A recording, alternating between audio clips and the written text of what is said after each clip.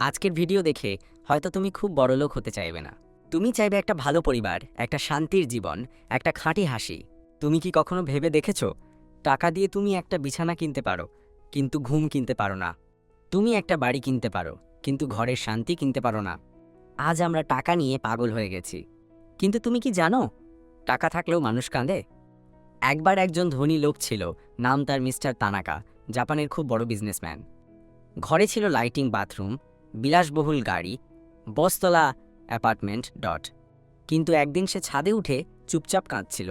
তার ছেলে তাকে বাবা বলে ডাকে না, স্ত্রী কেবল টাকার হিসাব রাখে, বন্ধুরা কেবল লোভী। সে বলল, আমি কি সত্যি সুখী? I have everything, yacht I have nothing. অন্যদিকে বাংলাদেশের একটি গ্রামে আয় রোজগার তেমন নেই। ঘরে নেই ফ্রিজ, এসি, কিন্তু সন্ধ্যা হলে বাবা মা ছেলে মেয়ে মাটির চৌকিতে বসে গল্প করে। মা হাতে করে রান্না করে, বাবা ছেলে মেয়েকে স্কুলে নিয়ে যায়। সেখানে টাকা কম, কিন্তু ভালোবাসা বেশি, সময় বেশি, শান্তি বেশি। আমরা গরিব হতে পারি, কিন্তু আমরা একসাথে। এটাই আমাদের রাজত্ব। আজ সমাজে মানুষ বলে, ছেলে যদি অনেক টাকা না কামায় সে ব্যর্থ, কিন্তু কেউ জিজ্ঞেস করে না সে খুশি তো।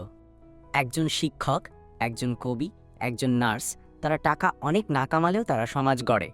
তোমার কি এমন বন্ধু আছে যে সারাদিন অফিস করে কিন্তু রাতে কাঁদে? তোমার বাবাকে তুমি কবে শেষবার জিজ্ঞেস করেছ, তুমি কেমন আছো বাবা?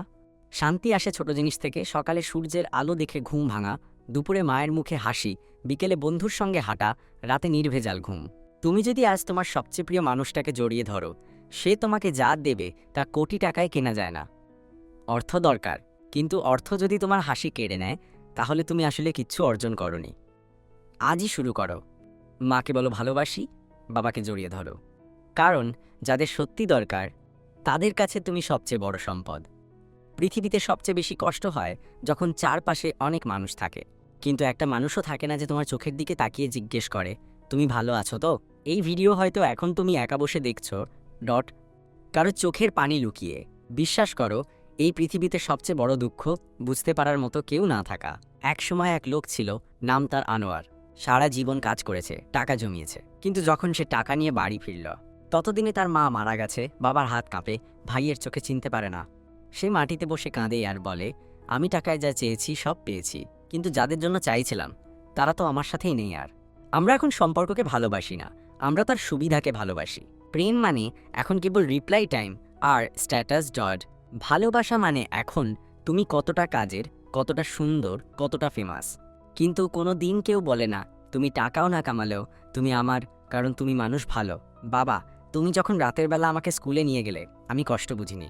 তুমি যখন পেট কেটে আমার জন্য মোবাইল কিনেছিলে তখন বুঝিনি। আজ আমি টাকা রোজগার করি, গাড়ি চালাই, কিন্তু তোমার মতো একজন মানুষ আমার পাশে নেই। তুমি ছিলে তাই আমি ছিলাম, এখন আমি আছি, কিন্তু কেউ আমায় তেমন করে ভালোবাসে না বাবা। একদিন তুমি ভাববে, কিছু টাকা কম হলে হতো, কিছু সুখ যদি বাড়তো। একদিন তুমি কাঁদবে, যদি আরেকবার মায়ের মুখে হাসি দেখতাম, বাবার সাথে এক কাপ চা খেতে পারতাম, ছোট ভাইকে বলতাম আমি তোকে অনেক ভালোবাসি। অর্থ নয়, সময়ই সবচেয়ে মূল্যবান। আর ভালোবাসা, সেটা নিঃস্ব হাতেও দেওয়া যায়, শুধু মনটা খাঁটি হতে হয়।